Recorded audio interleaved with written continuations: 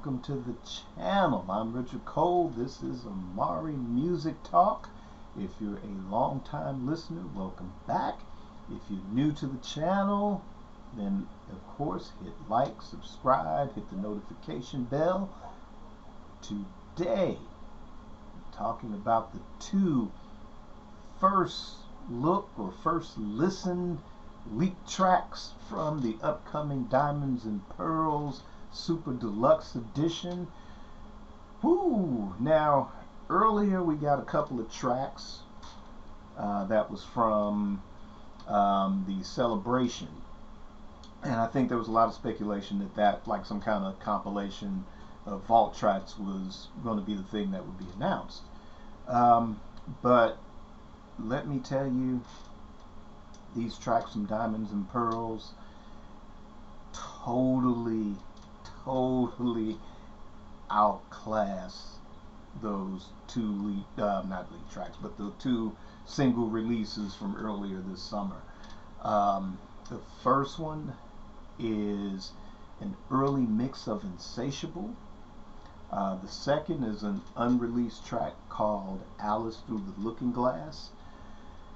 And man, I got to say, if say the early mix of Insatiable, if that had been tightened up a little bit, edited a little bit, and if that was the version that was on on Diamonds and Pearls, and if you could substitute one of the weaker tracks from Diamonds and Pearls, switch that out and put that Alice in the Looking Glass in, this might have edged this album into the top 10 of my favorite Prince albums. Again, I don't not enjoy Diamonds and Pearls. When I got it in '91, it was an enjoyable album. There are quite a number of cuts on it that I enjoyed, and still, enjoy listening to this day. But the videos, to me, elevated his television performances. To me, were just as exciting as anything that was done in the 80s. But these two tracks, man, if this is a sign of what the vault tracks are going to be on this particular set, as far as deluxe versions, that's kind of too early to tell, because this won't get released until October 27th. But again, if the strength and the funk and just the overall feel of the vault tracks, if those are just as strong as the two that they've leaked first, then as far as maybe Prince Super Deluxe editions, maybe as time goes on, who knows, this might elevate that into a top 10 or even a top 5. Insatiable, like I said, the early mix of that, I like it because it's more stripped down. Of course, it's an early mix. Of course, it's really long, about 8 minutes. There are some flaws to it, and you can kind of tell the sort of creative decisions that went into the actual final mix that made the album. Those decisions made absolute sense. But I do wish that it had stripped down a little more, maybe not so, I wouldn't say overproduced, but too slick in the production on the final product. But the early mix, I think it works better because we kind of live in this we live in this post D'Angelo world now, to where if, say, Prince had never released Insatiable in '91 and it dropped this today, it works. What I also love about the kind of stripped down nature of this mix is that you can tell he's full Marvin on this one. The finished product, to me, I've always looked at it as, yes, it's, to me, it's an Adore class ballad, meaning that every ballad after Adore for me has to hold up to the standards of Adore. It was definitely a favorite ballad of mine, and given that it was, 1991 going into 1992, you can kind of tell, he's, going in on that Keith Sweat money. It kind of has that feel with the whole kind of New Jack Swing balladry in it. But what I love about the early mix is that it is full Marvin, and maybe, I guess, putting it out that way, I still think it's Prince. It would have worked. It would have been still a Quiet Storm staple for decades to come. But I don't know. Maybe he thought, oh, it's too much like Marvin, so I'm gonna, make some changes, some creative decisions here and there. But it's amazing, as like I said, I love this early mix. Again, there are, like I said, some flaws, and like I said, a lot of the creative decisions that went into the final mix, I think, were the right decisions, except I never kind of went for that, the little synthesizer hit that goes, with the line, I'll show you if you show me. I never really warmed to that part of the ballad, but because it is totally absent in the early mix, I think it just works better with that element out of it. And that's really my only complaint about the final mix that's on the actual album with that, is that, kind of like it's going for more of the comedy. And I know Prince has a really amazing sense of humor, and a lot of times, even with his most serious, soulful ballads, like Adore, Adore has a little bit of that comedy element, oh, well, maybe not the ride, that bit. It works in it, but, anyone else would have never really, before Prince, would have never really thrown that in unless they were going for the novelty of a particular ballad. Most ballads are straight to the point, and it's about, let's get down to it. Let's get it on. But yes, that is the early mix of Insatiable. I would say I enjoy listening to it, even with the length. I guess it's full unmixed version. I like the feel of it, the tone of it better than the actual finished product. Now, like, again, I do love the actual album version as well, but to me now, I would go more for the elements in this early mix. Like I said, it's full Marvin. You could tell where either, of course, D'Angelo is sourcing the same Marvin Gaye material Prince might have been inspired by for this. You can also tell, as one, what do you call it, X now instead of Twitter, one poster, had commented that, it's, the way D'Angelo it's untitled. Prince was untitled before D'Angelo was untitled. Before How Does It Feel, you had Insatiable. And you can really tell that. And it's possible, with D'Angelo and Questlove, being sort of the Prince bootleg, aficionados, they might have had this and heard it and were inspired by this. And again, working with Raphael Sadiq on that particular track as well, you could tell they were clearly inspired by that. So that's sort of the link.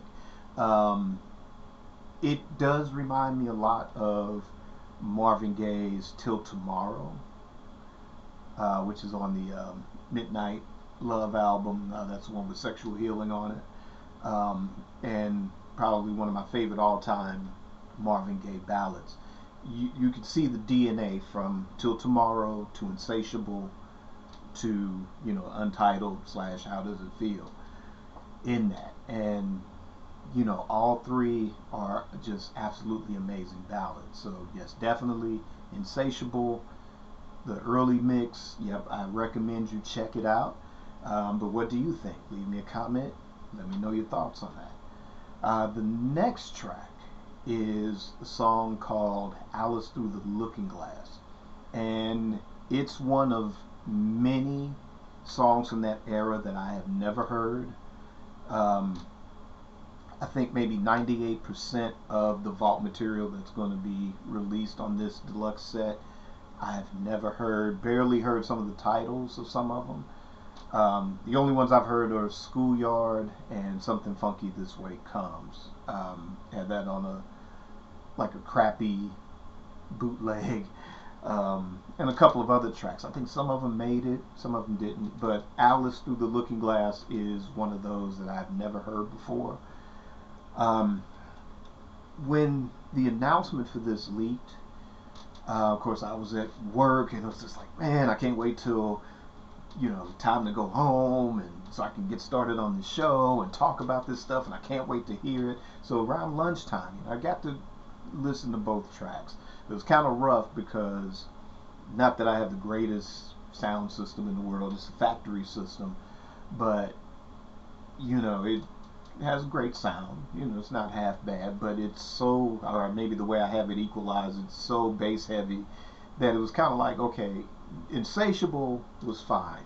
Alice Through the Looking Glass, I couldn't really get into it because of the bass, but kind of as I was doing prep for the actual Super Deluxe edition, getting that edited and put up on YouTube, I was listening to Alice Through the Looking Glass, and when I really got to hear it, again, like I said, Prince's Throwaway would have been a huge hit for a lot of people. One person could have built their career off of just that throwaway, but it is one funky throwaway. Again, this is one of those, maybe in this case it was an overdub or two away from being perfect, or whatever final, if he decided to hey, I'm going to officially release this, whatever his final mixing instructions would have been for that track, if that was the case, then like I said, again, definitely, if this was actually on Diamonds and Pearls and you swap it out for one of the weaker tracks, say, Jughead or something like that, then like I said, this probably would have elevated Diamonds and Pearls to be like a top 10 of my favorite Prince albums. But it's it is what it is. It's a vault track, and I think the misconception is that everything Prince has in the vault is 100% finished. I don't think that's the case. I think there are a lot of tracks, again, they're an overdub or two away from being actually ready for release. I think that's the case, or something like Insatiable, where it took, just maybe editing it down to, whatever the 4 minutes, 5 minutes that it is on the album. Again, one or two overdub decisions, take this out, add this in, do this with it, do that with it. I think that's going to be the case with a lot, but again, even with them being imperfect, they would still make someone else's perfect career, if they covered it. But yeah, it's not anything that's really lyrically groundbreaking. But I love the hook, I love the chorus. I love the synthesizers. It's definitely 1991, and I mean that in a good way, because there was some, New Jack Swing was still pretty strong. Of course, it was, some of the hip hop elements were starting to fuse, or sort of dominate the R&B side of it. So it's, it's very groove heavy as a track, and I could picture, like I said, if Prince was going to give a song to, say, whatever, New Edition or Bobby Brown or Johnny Gill, or if it's New Edition, have Johnny Gill on the lead vocals and Ralph on the co-leads. I mean, this would have been a dynamite track for them, if they weren't doing other stuff in 1991. If there was no Belle Biv DeVoe and no solo Ralph and solo Johnny, You know, again, this would have, you know, to me, this would have been a good track, you know, or maybe one of the tracks, you know, if you know you heard the rumors of Jam and Lewis talking to Prince about the possibility of taking stuff from the vault and remixing it or producing it. You know, maybe this should have been one of those situations. But again, you know, it's a lovely track. I like it a lot. Like I said, funky. You know, they came soulful and they came funky with this. The state wasn't playing this time. You know, they were laying in the cut, you know, while all of us were doing all that talking. We were, you know, they were like, yep, all right, yeah, we hear what you're saying about us. All right, hell. You know, they did the thing on this one. I got to give it up to them. You know, like I said, there's a lot of drama behind the scenes and, you know, division amongst the fan base. But, you know, like I said, we don't deal with that on this show. You know, we talk about the music. And again, while Diamonds and Pearls wasn't my favorite album, I still enjoyed it. I'm happy that they're doing a super deluxe for it. It was a pretty good choice. And like I said, they've given us something to look, or at least me personally, given it something to look forward to. But, you know, what do you think? You know, do you like the new tracks that have been released? Do you think they were good choices for the Diamonds and Pearls Super Deluxe? What other tracks that might not have been included? What do you think should have been included? Or even possibly released? Or what do you think, because they may do 2 or 3 more track releases before the official box set release? You know, what do you think the next track will be that they'll leak? To leave me a comment and let me know your thoughts. And of course, always like, subscribe, hit the notification bell. If you're on Patreon, become a Patreon supporter. Like I said on the reaction video, yeah, I had to come out of hiding to, you know, do these 2 videos. Like I said, kind of working on some stuff now. Actually working on trying to make the channel, both YouTube and Patreon, better. So I'll talk about all of that when the time is right. But hopefully November, drop some new shows on you, and new guests, and new this and new that. So we will see. But until then, like, subscribe, hit the notification bell, become a Patreon supporter, and stay up to date on when the latest happens. And also, thanks for checking out Funky Poetic Bootlegs. That's my art funk, avant-garde funk, 4-track lo-fi headphones experience. So thanks for, you know, supporting that. Continue to support that and listen. And until then, create your day, create your life. Peace.